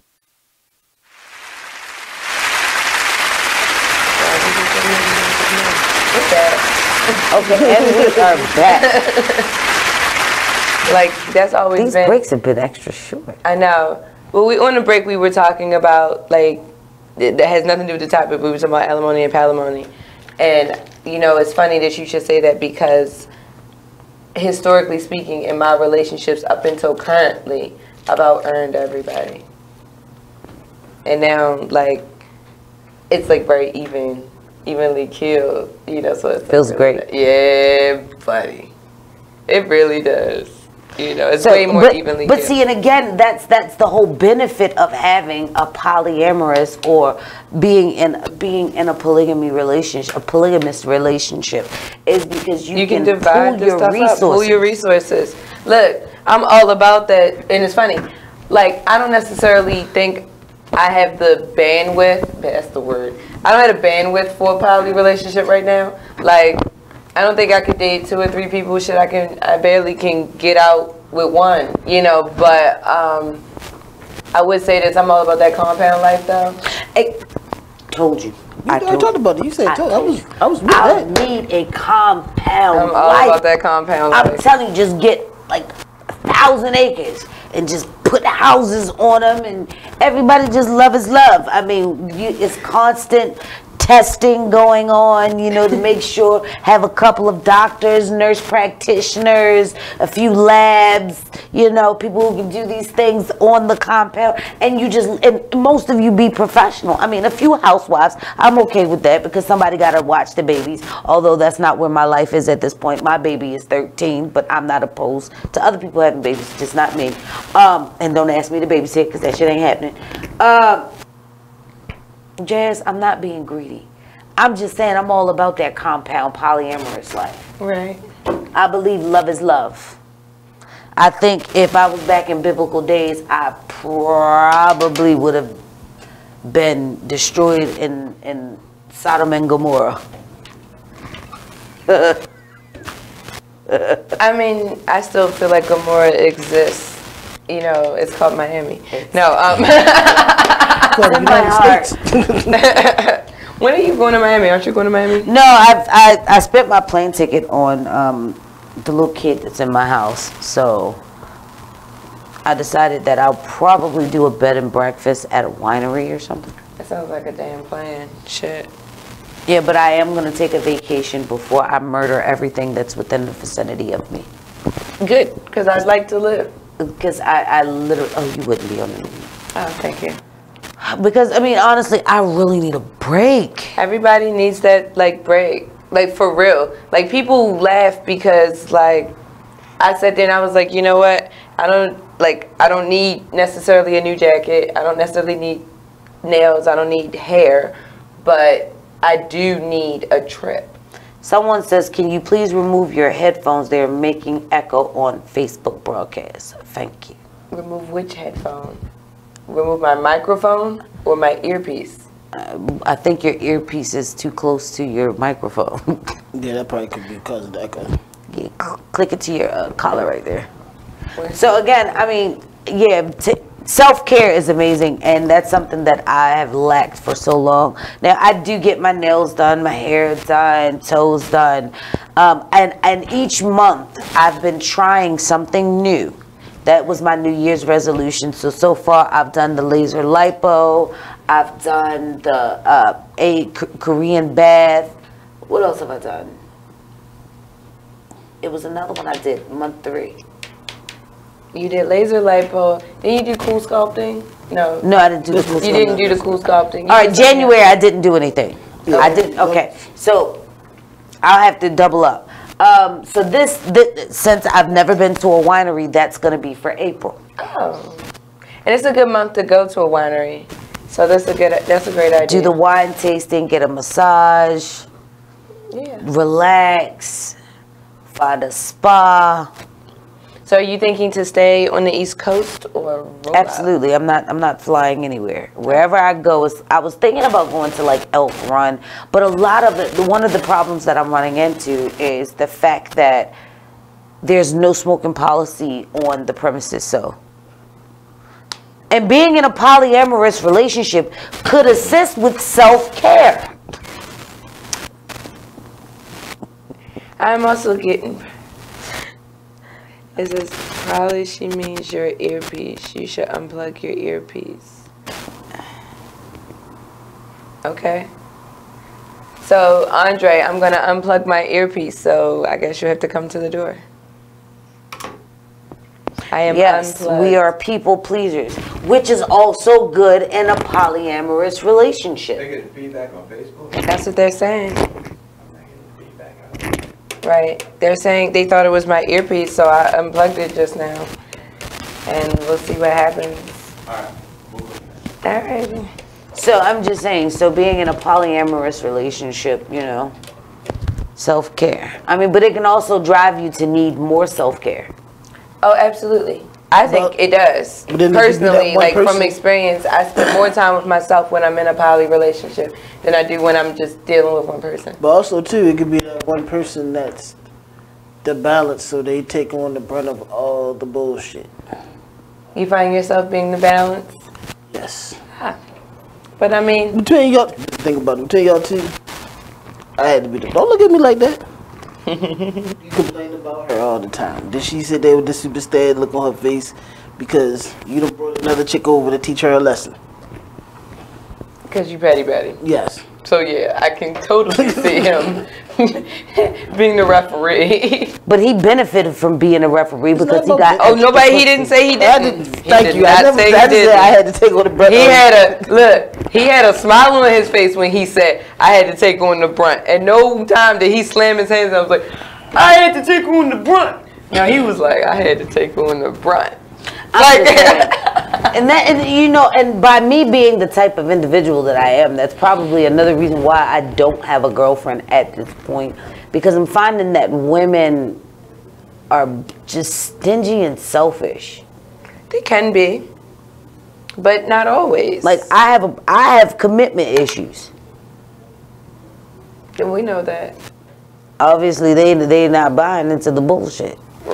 I mean, it ain't bullshit. Like, I can be with you, but you only got 6 months of monogamy from me. That's about it. That's all I got to offer you. Or you just be like, I need something else. I need something else. It has no, so, I mean, in the beginning, I mean, you're honest with them, like, yo, this is physical. You think they catching feelings and you not? No, I mean, like, if we're together, we're together. I can catch feelings. You my baby. You boo. But you can only be boo for 6 months. No, you can be boo for no, you only get me monogamous for 6 months. Oh. After that, it's like, okay, I need to test the water over here, but it's just a physical thing. It has nothing to do with emotion. Y'all relationship. Over here, it's all emotional. You get all of me. She only get 25%. And I guess for women... So when you start splitting, so like, all right, so you're in a 3-way relationship, right? And you got boo and you got hubby, right? And then you did your 6 months, you know, the probationary period, I don't know, right? You're 6 months on the job and you decide you need a little bit more responsibility. So where do you take that from? Do you take that from your main pot? and split it with this other person? Absolutely not. I will never take from the main pot. What's in the pot stays in the pot. Right. What I do is say, hey girl, come over here. Come to this main pot real quick. Add this temporary seasoning over here. So you would like to, you just will bring some flavor for everybody. You're like, everybody can eat, literally. I'm old school. Ain't no fun if the homies can't get it. Right. Let's all enjoy, and we all will enjoy. I can see that, I guess. And then I'll thank you for your services and say I'll call you later. You can't spend the night. Good night. I'm not that petty. She can spend the night, but You bitch, just don't gotta make leave it in a the habit. You can't. Yeah, you can't post up. Hey, there's no Netflix and chill for you. The Cinemax fuck go. No, you can stay tonight. Because again, I feel like building relationships is important. So it's not like I'm just gonna fuck you and say, yeah, bitch, you got to go. No, that's evil. That's me. I'm not saying you didn't do the aftercare. I'll feed you. Yeah, I will even cuddle with you afterwards because that's all a part of the sexual experience. It really is. I'm a firm believer in the 3 stages of sex. So the aftercare is extremely important. Absolutely. So, but after aftercare, once you leave, it's not like I'm never gonna call you again. No, because you've already had safe sex with this person, so you So might as I'll call well. you like, hey, what's up? You know, something you already know is a sure thing. Like, why would But you? we're not gonna constantly talk about sex either. I don't give a damn how great it is, bitch. I need to see what types of depths you got. But it's physical. It is physical, but if you want it to remain physical, looks only last for But you a already short. got your threesome over here. You trying to build with this person too? But if they like her and they want her again, I still have to build that relationship. Or you can say, we're gonna call you again. Like, hey, come on, we playing cards. Want to come through? Why I don't feel like dating. That's a lot. I don't have time for the bullshit. That's a lot. Like, truth is, he just became a grumpy ass old man. No, it's just you just get called it grumpy. I've always been the guy. I'm down for whatever. You call me, niggas just call me late at night. It's cool, whatever. I'm still like to this day. Like, I don't have no thoughts or rhyme or reason. If I'm passionate about something, I'm passionate about it. If I'm not passionate about it, I don't give a fuck. Right. So if you add somebody in that's not gonna be a permanent fixture, I'm not really gonna give a fuck about. I'm not gonna treat you no sort of way, Bob. You're not gonna get, hey, the whole whole thing. Like, look, you here to fuck, we here to fuck. We gonna talk about sports, we gonna talk about sports. I really don't give a fuck. Like, it's just. And see, me, I'm different. I feel that everybody should be treated like they're special and important. And see, that's when you get wrong. That's when you start getting psychos. Fuck that shit. Everybody need to be in their place. You know what your place was. I put you in your place. So same thing. People take out of context. If we're gonna have sex, look, I'm it's gonna sex. have to do this next week. Yeah, I had on boots. You know, this was just to come out, but yeah, like I had on some brown and black riding boots. Yeah, you stay in them damn riding boots. I love them. They're so comfortable, but it's getting ready. You should have did like some wallabies with that to give it that top it off with the masculine look. Oh yeah, I didn't have this hat on earlier. I decided that it really went after I came home, and I was like, I really like this hat. Plus, I haven't had enough hair to fit any hats up until like recently. Now I got like a whole little mini fro up under here, so it like keeps my hats on. Are you gonna cut it again? No. So you gonna let it grow up? It's just gonna grow. Yeah, I'm gonna be looking wild as shit, and I don't give a fuck. Like, you're in the ugly hair phase. I am in the ugly hair phase, but actually, it's not. Like, all I gotta do is throw some product in it. It ain't like I don't got like a damn curly ass head of hair. It's just that I. No, but I'm just saying. Like they still call it the ugly yeah, phase. I'm in the James Brown hair phase. Like, it looks decent curly. If I blow it out, it looks too not quite right. So ain't no blowing it out yet. You know what I'm talking about? It's the James Brown thing. Wow. Yeah. I don't know. I still believe in polyamory, but here's the deal. Like, as I get older, it starts to make me nervous. Why? Because, you know, gravity starts taking effect, and then bringing in new age and wrinkles and liver spots. So you're scared that you're gonna meet somebody with ages and wrinkles and liver spots? And hell no. I'm afraid that my body is going to start looking like age and liver spots. Oh, no. That's funny because I was not thinking that way. I was thinking, okay, if I'm dating within my age bracket kind of thing, you know, now that I'm getting older, of course, my bracket is also aging. Like, am I gonna all of a sudden start dealing with like you said, age spots and a lot I'm starting of to find like these moles are coming up out of nowhere, and I'm thinking about, okay, so now I got to start to research for laser to get these imperfections, because I hate imperfections. A bump is on my face, and the first thing my finger is just on it.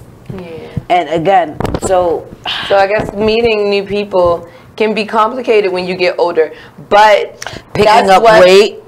Yeah, I mean, yeah, because like I used to love a thin female. Thin, like I love them small, titties, ass, small waist, you know, real cute in the face. But I'm finding that, of course, as we get older, that's hard to actually come by. I definitely like small-breasted women. Is that how you say it? Small-breasted? Mm-hmm. Small-breasted women, that's definitely my taste. But the rest of it can kind of, you know, I'm flexible, you know, with the rest of it. I do typically prefer someone that's darker than me, but not necessarily like, I can't say that I wouldn't date somebody really light skinned. I have dated several women that are really light skinned. I've never dated a light skinned. I've had a couple of them. I've had sex with them, but I've never dated. I've dated, well, yeah, well, I've dated a couple. I've had sex with more. But I definitely, you know, would say that, you know, just at least my complexion and darker. Now, I mean, I've dated like Asians and things like that, which don't count as far as the complexion thing. They're not even on the spectrum. But as far as black women are concerned, you know, but the rest, but tall, short, big butt, little butt, you know, hips, no hips. Like and here's another thing, like tall women freak me out. You prefer somebody closer to your height? Yes. That's because you don't want to be in there. Somebody be like, come here, bitch. And it's not the man in the relationship. Yeah, that's not going to happen. You want to be... I don't hit on women, but I'll beat a bitch's ass. But I don't know, for like tall women, I just can't see me. I think I would feel like, what's that twin movie with Arnold Schwarzenegger and Danny DeVito? Twins. There we have it. I would feel like that. Like, bitch, I don't want to break my neck, but I love tall men. How you gonna break your neck? Y'all the same size when you lay down. Face to face. But when I'm sitting there, we're gonna be up most of the day. I don't want to be like I'll be this. at work. Shit. Sit your ass down when I get home. By the time I get home, you better be sitting down. You know, I have that whole ass in a chair when I get home. You know, I'll be there in 15 minutes. That may be what I do in June, since that's the hunting season. I think I might date me a tall bitch. So I'm looking for bitches 6 feet and over. Oh, she's at over. Right. Pull up at least a lesbian. So we're gonna put our RFP out for Co-Ed's new girlfriend. Nope, not girlfriend. Date. We're gonna go on a date. Date. I'm gonna pull out chairs, open doors, make you laugh. And bitch, don't try to go to Capitol Grill. Because if you say you want to go to Capitol Grill, you going to Hibachi Grill. Or you leave. You are so funny. It's the truth. Don't I'm like, hey, where you want to go? I like Capitol Grill. So do I, but I ain't spending all that money on a bitch who's thirsty. But how you know she's thirsty? Just because she's 6 feet tall? No, because the bitch says she want to go to Capitol Grill. Don't tell me, well, you want to get cool points with me, be humble. Okay. Well, I mean, I typically have a hard time being decisive about what restaurant I want to go to anyway. So I tend to say, do you have any ideas? Give me a few and let me pick out of the group. Oh, that's not going to work because I never know what the fuck I want to do. Then why are you mad if she want to go to Capitol Grill? She know what she want to do. Bitch, because you trying to use me as a come up. Fuck I look like. Fuck Who said she can't afford to go to Capitol Grill without you? Is she going to pay for it? Then I'm all game for Capitol. You gotta not be limiting yourself. You don't never know. See, I'm traumatized. I'm traumatized. Capitol Grill, Roof Steakhouse. I'm traumatized, people. Cause I'm saying, y'all know I like ratchet bitches. That's true. And ratchet bitches got good pussy. And that's the difference between me and you. I don't like ratchet bitches. Like I don't. It's just not my thing. Like okay, I'm sorry. Let me rephrase that. I like clatchet bitches. What's that? Classy and ratchet. Oh, see, I don't. I need. But you do though. Maybe. Because one of your most favorite people in the world is very clatchet. Who, you? Of course. I knew you were gonna say that. Because I know how to act in public, but like ratchet chicks, I mean, they got some of the best sex I've ever had with a woman. I mean, that is very true. But I'd rather have that kind of sex and like a swinger party where I can leave it at that house. Because I don't want that all up in my space, though. See, like, I don't mind having sex with that, but it needs to stay in its own space. See, I gotta have that with me at all times. But that's where all that passion comes from. That rough, rugged, raw, that unsolicited, salacious, just ooh. So see, like I don't have that issue. Like I really just like different types of sex. So I need it to not be boring. It needs to be mentally stimulating for me as well as physically stimulating. I don't need mentally stimulating sex. I don't want to think about it. I need that gorilla shit. I need that shit, that Neanderthal. Just natural. Knock you out with a club? No, not that. Natural instinct. But you said the natural instinct. We're not taking it to the club. No, we're not doing that. Nope. I walked away from this conversation. So we're gonna go with natural instinct. I want it to be basic instinct, animalistic. Like this is natural and normal, and every time we fuck, this is what we get. But natural and normal doesn't necessarily mean rough and rugged and not rough. Or passionate. Yes, but that's what I'm saying.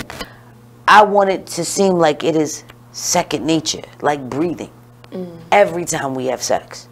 It doesn't, okay, of course it's not going to be like that, but I want that passion every time, but it's not going to always be that aggressive or that carnalistic, because we can make love and it can still be just as passionate.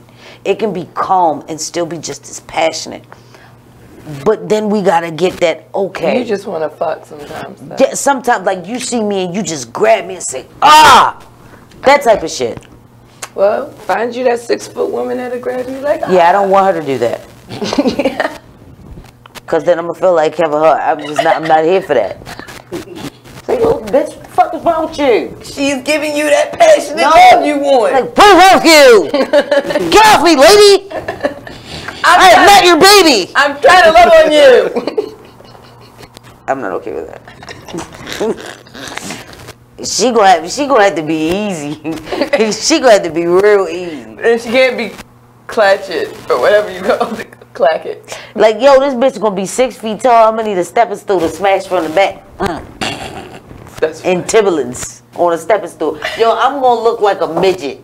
I'm gonna look like I belong on Little Women of Atlanta. I don't know how I'm feeling. You better take a tape and keep that. That's gonna be fun to go back and watch later. You can get all the way off from that. They gonna be like, "What's your favorite porno, Brahma?" And he's gonna be like, "That one with a little short bitch was fucking a real tall bitch." And Tim's. I never seen that. You never seen it. Here you go. No. See, and this is why I don't do videos. You will never get this evidence. This evidence does not exist. Well, we'll just have to hook this up so this at a lifestyle party so we can all just watch. Nah, I'm okay with that. Looking like a chihuahua fucking a Rottweiler. Oh my gosh, that's how me and my first husband were. It was like a Rottweiler and a chihuahua. I say that shit all the time. That shit was crazy. He was the chihuahua? No. I was the chihuahua. And I'm not a little person, right? But see, that's okay. It's different when the aggressive one is the chihuahua. Yeah, right. He's a Scorpio too. Have you ever actually seen a chihuahua fuck a Rottweiler? That shit is hilarious. Oh my god! And you have, apparently. They go to the back, legs is no longer. Those legs just be hanging. They hang on the back like this. They be like, yo, that shit look hilarious. Yo, that's like a dog vibrator. Yo, that don't even look like. God. I'm never gonna look at a chihuahua or my Rottweiler ever again. Chihuahua, I think the dog was laying down and she decided to stand up. That shit was hilarious. See, I'm not here for none of that shit, and I'm not into looking like that. That's just not for me. That is so crazy. But I'm telling you, being in a polyamorous relationship or polygamous relationship to me is life. I mean, because I don't think many people don't know how to live their best life, and they want to be confined, and they want to subject others to be confined and live by a particular set. Would you suggest, if somebody's not sure about a poly relationship, to venture out to a lifestyle party? I do. I suggest that's exactly what you do. I say it all the time, because you don't have to participate just to... No, you just pay your entry fee if you come single, you know, but... You hear a lot of straight females go to strip clubs. Oh, absolutely. So if you can go to a strip club to watch another female, because they give you that arousal, or they give you that euphoric feel, you go home, you really get it if you go to a swingers club or a lifestyle club. A lifestyle party, right. And you ain't got to worry about tipping nobody. And you get to see what happens, you get to see what goes on, you'll be more aroused, and there you can actually try it anonymously. True that. And see, that's what I like about lifestyle parties, is the anonymity of it. But the problem is, for me, I can't really participate. I don't think I could fully. I don't think I could ever really participate, because my main thought process is, does this bitch have herpes? Like, seriously, I could protect myself from everything except herpes. Does this motherfucker have herpes? And I think as I got older, my Superman complex started wearing off. Like, and I started looking at people a little differently. Like, yeah, you look good and everything, but I don't know. You might. All right, so we gotta go to break. Yep, going to break. See you in a sec. And when we come back, we'll be finishing up. Is it really? Yeah. We sure are. It's the last segment. Now I'm gonna be looking for a lifestyle party.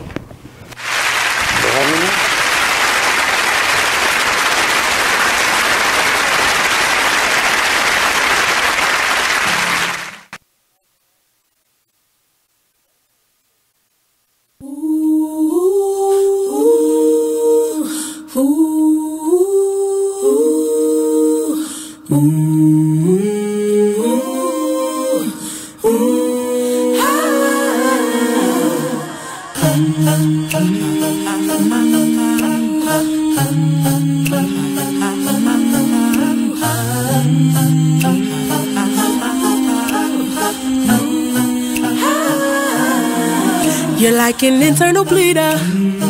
Can't see your pain, but it can silently kill ya. So deeply wounded, but don't say a thing. Too afraid of what the people may say or think. So you just sit there and you suffer in silence. Your pride won't let you just uncover your secret. Don't wanna look weak in your image, it ain't worth losing. So you just act as if it's nothing happening. God sees you, and God hears you. Yes, God loves you.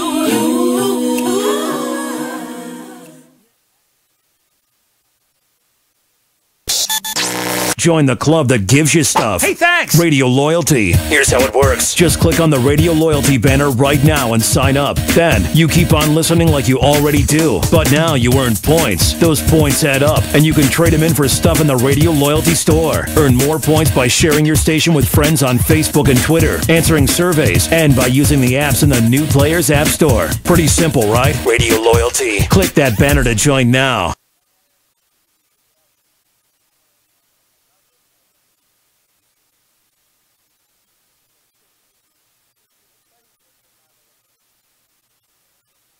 The Artist Exchange Radio Show every Friday, 7 p.m. to 9 p.m., every Saturday, 12 p.m. to 2 p.m. Real artist, real talk, real live on BeExposedRadio.com. I was meeting with a friend yesterday, and I've gotten to the point where don't ask me a question because the truth is going to come out.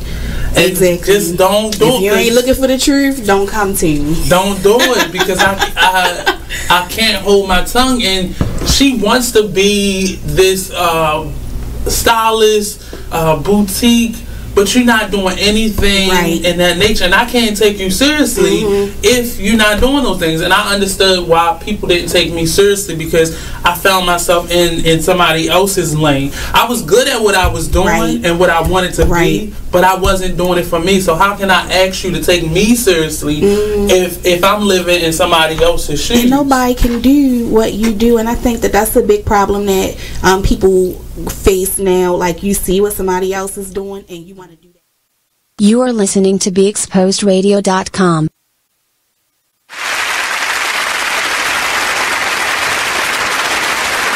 And it looks like we are back. Wow.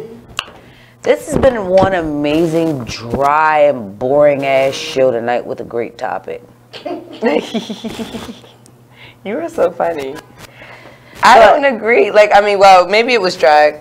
Maybe It was I'm a little dry. But I liked what we were talking about. I liked the dynamic of our... The topic was great. I think it's because we don't have no alcohol. We're not live. We're too sober. All right, so next week... We're going to bring this topic back. We'll bring it back. We'll do part 2. We'll touch on the real points this time. Right, that we didn't touch on this time. We'll actually talk about the real points. We talked about everything else but the topic for real. But the topic, right. So we'll do part 2. And nobody joined us this evening, so fuck you and your mother. Fuck your kids, fuck your dogs. They did join us. Shout out to everybody who joined us this evening. Jazz, Lucas, Melissa. There's many more on here that I'm not going to go through the list. Bird. But I'm just saying, if you didn't join us, to hell with you. Make sure you join us next week because we're awesome. A little dry. A little dry tonight, but not typically. But not next week. We won't be. We're going to get lit. I'm going to be lit. And the infamous words of Little Mo, it's going to be lit. How do you feel about that? Will you be lit? You're never lit. That's not the word I would use for you. He's lit, but on the inside. Can we light you on the outside? Nope. Ain't nothing we can do. Again, I lived my life when I was young as a rock star, so I couldn't show how fucked up I be because I'm in various different spots where as though you can't be young. So it's always in my head. Got it. Yeah, he's lit internally. But no, you notice maybe I'm a little more talkative when I get. He's a lot more aggressive and a lot more talkative. Well, then let's have a few drinks next week. We deserve it. Second week of April. We're well into spring in Maryland. Let's toast to that. We're not well into spring. This is Sprinter. Well, we're well into Sprinter. We can drink to that. But you know and what? I will say this. Our new holiday. Remember, because we moved Valentine's Day to Easter, right? So listen, here we go. You ready? Mother Nature must have whooped Sprinter's ass last year because that bitch got some sense this year. Last year, Sprinter was ridiculous. Right, we got snow, and then it was like 80 degrees the next day. This year, it's like 30 to 65. So, which is good. It's good. It's way less dramatic, you know. So, got a couple more minutes. Final thoughts. Live your best motherfucking life and don't let nobody stop you. I mean, you know. Just don't impede on anyone else. Don't try to force your ideology on others. But live your best life and stick to your truth. I would agree with the stick to your truth and do not impose your feelings and thoughts on others. But I would also like to say, just take a step back and breathe. Like, if I had some advice to give to everybody right now, is that because we're so in it, everything is so complicated. Like, life is complicated, phones are complicated, work is complicated, relationships are complicated. Yes. Everybody take a whole step back, take a whole fucking seat, take a whole deep breath, and let's try this again. And embrace the simple. You know, because simple is like, okay. And the infamous words of my husband, live your best life. No, I cannot imagine him singing that. And please don't. And just like that. You got one life. You live it to the fullest. Absolutely. No regrets. Don't try to be like everybody else. Live your best life. But I mean, if that's authentically you, if you're an authentic copycat, please by all means do your thing. That's what I said. Be who you are. Be who you are. Well, I don't want nobody. I mean, I know they say imitation is the purest form of flattery, but don't copy me. Well, nobody. If you're gonna take from me, improve on it, upgrade it. I would love that. I would love somebody to take whatever they get from me and make and do it better. At the end of the day, we say you don't want nobody copy. People are gonna copy what they like. I'm sure. I've copied something, or I copy something. I'm sure. But I always don't improve on completely. it. And to them, they might have thought they might. It was what. Think about the improvement to you is your. It's all relative. Because you're gonna judge it off of you, so you like, well, you gotta be doing it. It's your to them, perspective. to them, they improved upon themselves. Isn't perspective like? What did you say? 99% false. Yeah. So perception. Perception is 99% truth. This is your reality. Exactly. Your perception, your reality. Right now, if I told you I see a pink bunny, you can't tell me I don't see that pink bunny. You can't tell me that pink bunny is real. He sees that pink bunny. In my mind, that pink bunny is real. That is his truth. Like, I have a client, and this woman is actually having a psychotic episode. I believe she may be diagnosed as a schizophrenic. If I was her mental health therapist, I probably would give her a schizophrenic diagnosis. And she's not disruptive, but nothing makes sense when she speaks. Don't you dare feel sorry for her, because she is living her best life, honey. Okay. She is living her best life. She has auditory and visual hallucinations, but they're not harmful. Okay, she's just doing it. But other people are afraid, because she just like starting, and I'm like, come on, baby, come here, come with me. And she Both like, of y'all. she like, I was like, what did they say today? Oh, live your best life. And like, and people at work are looking at me like, why are you indulging in this? Because this is her truth. And as long as we accept it, we don't have to worry about her feeling any type of way. So I don't want anyone to ever feel any way less than themselves. So if you are having visual and auditory hallucinations, as long as they're not telling you to harm anyone or yourself, live your best life. I'm gonna rock out with you. All right. And we're going to break. All right. Ain't this the end of the show? That's the end of the show. And we're out. Have a good night, y'all. We'll see you next week. Peace. It's always